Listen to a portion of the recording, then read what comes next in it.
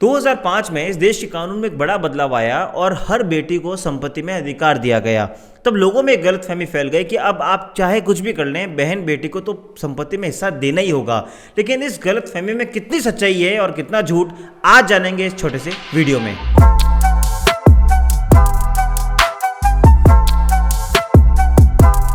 Lawyer हो, business founders हो, entrepreneurs हो, एचआर हो, आप चाहे किसी भी फील्ड में हो, सबसे बड़ी समस्या होती है एग्रीमेंट को ड्राफ्ट करना और उसको एग्जीक्यूट करना। तो दोस्तों, उन सब का एक सॉल्यूशन है लॉयर इन बॉक्स। एक ऐसा टूल, एक ऐसा कोर्स जिसमें आपको मिलते हैं 6000 से ज़्यादा वर्ड और पीडीएफ फॉर्मेट में डॉक्यूमेंट्स, जिनको आप डाउनलोड कर सकते हैं और अपनी नीड के अकॉर्डिंग उसको फिल करके अपने काम को एग्जीक्यूट कर सकते हैं। तो नीचे दी गई लिंक पे क्लिक करें और इस कोर्स को आज की आज सब्सक्राइब करें। नमस्कार दोस्तों, मैं हूं आपका अपना वकील दोस्त एडवोकेट नमन मोहनोत और आप देख रहे हैं लीगल शॉर्ट्स, वो चैनल जो आपको देता है कानून से जुड़ी हर छोटी से बड़ी जानकारी। इस चैनल को आपने सब्सक्राइब नहीं किया हो तो सब्सक्राइब कर लीजिए और बेल आइकन दबा दीजिए ताकि हम आप तक इसी तरह के इन्फॉर्मेटिव वीडियोस लाते रहें। सन 2005 में देश की हर बेटी को फादर की एंसेस्ट्रल प्रॉपर्टी में हिस्सा दिया गया।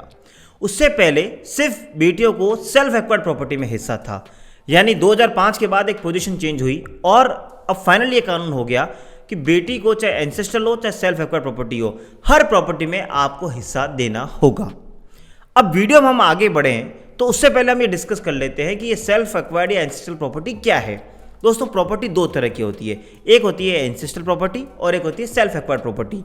एंसेस्ट्रल प्रॉपर्टी वो जो आपको विरासत में मिलती है, 3 या 3 से ज़्यादा की पीढ़ी की कोई प्रॉपर्टी पुरानी होती है तो उसे एंसेस्ट्रल कहते हैं। वहीं अगर हम बात करें सेल्फ एक्वायर्ड प्रॉपर्टी की, तो वो प्रॉपर्टी जो आप अपने जीवन काल में खुद खरीदते हैं या खुद कमाते हैं, वो आपकी सेल्फ एक्वायर्ड हो जाती है। यहाँ पे एक और अगर मैं आपको डिफरेंस बताऊँ तो अगर आपको आपके फादर से कोई प्रॉपर्टी विल में मिली है तो वो एंसेस्ट्रल प्रॉपर्टी भी सेल्फ एक्वायर्ड में कन्वर्ट हो जाती है, क्योंकि वो विल अब आपके नाम पे कर दी गई है। तो यानी अगर विरासत में है तो एंसेस्ट्रल, और अगर आपके जीवन काल में आपने कमाई है या आपको किसी से विल या गिफ्ट में मिली है तो वो आपकी होती है सेल्फ एक्वायर्ड प्रॉपर्टी। आज के हम इस वीडियो में जानेंगे कि 2005 के कानून में जो बदलाव आया, क्या वो हर पिता पे एप्लीकेबल है या क्या हर भाई पे एप्लीकेबल है। तो दोस्तों, 4 कंडीशन ऐसी है जहां पर आपको अपनी बहन या बेटी को हिस्सा नहीं देना होगा। बहन या बेटी को हिस्सा नहीं देने से हमारा ये उद्देश्य नहीं है कि हम चाहते नहीं कि उनको हिस्सा नहीं मिले।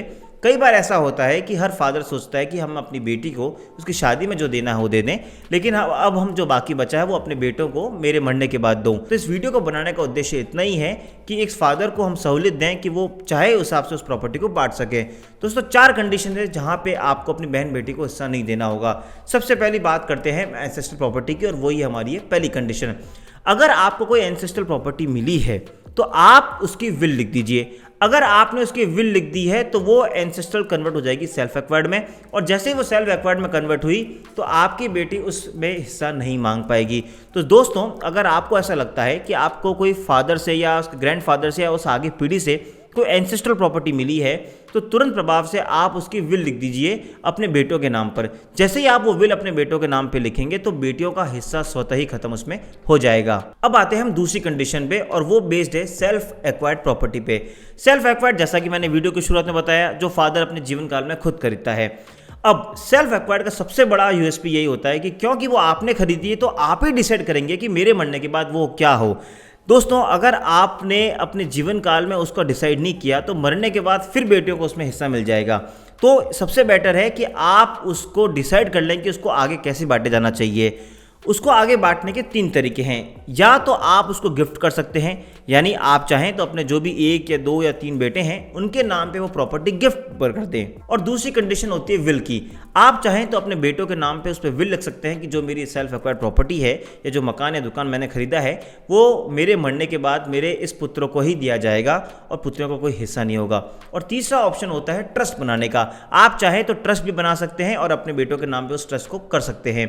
तो ये 3 कंडीशन हैं, विल, गिफ्ट और ट्रस्ट। इन 3 कंडीशन से आप अपनी सेल्फ एक्वायर्ड प्रॉपर्टी को अपने बच्चों के नाम कर सकते हैं। और अगर आपने पर्टिकुलर बच्चों के नाम करी यानी अपने सन के नाम करी तो उसमें डॉटर का हिस्सा नहीं होगा। तो पहली कंडीशन हो गई एंसेस्ट्रल की, जहां आप विल लिख के कर सकते हैं। दूसरी प्रॉपर्टी की बात हम करें और कंडीशन की तो वह सेल्फ एक्वायर्ड, जहां पे आप गिफ्ट, विल या ट्रस्ट के माध्यम से अपने बेटों के नाम पे कर सकते हैं।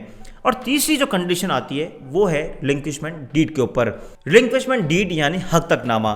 दोस्तों, अगर आपको लगता है कि आपकी बहन या बेटी खुद ही अपना अधिकार को ख़त्म करना चाहती है और वो चाहती है कि मुझे आपकी प्रॉपर्टी में कोई हिस्सा नहीं चाहिए और मैं चाहती हूँ कि मेरे भाइयों को ही आप सारी प्रॉपर्टी दें, तो आप उनसे एक रिलिंक्विशमेंट डीड यानी हक तकनामा साइन करा सकते हैं। हक तकनामा बेसिकली वो डॉक्यूमेंट होता है जहाँ पे बेटी या बहन खुद रजिस्ट्री में आकर ये बात कहती है कि सो एंड सो प्रॉपर्टी में मैं अपना हक त्याग करती हूँ और मुझे इसमें कुछ भी नहीं चाहिए। ये एक रजिस्टर्ड डॉक्यूमेंट होता है जिसकी कानून में बिल्कुल वैलिडिटी होती है और इसको आप हमेशा यूज़ कर सकते हैं। यहाँ पे मैं आपको मेरी गोल्डन टिप दूं, जब भी आप रिलिंक्विशमेंट डीड तैयार करवाएं या हक तकनामा तैयार करवाएं, हमेशा विटनेस में आप उन बेटी के हस्बैंड का साइन जरूर कराएं या फिर उस बेटी के जो बच्चा है यानी लड़का या लड़की है यानी आपका जो दोहिता या दोहिती है उसके साइन कर रहे हैं। अब ऐसा क्यों?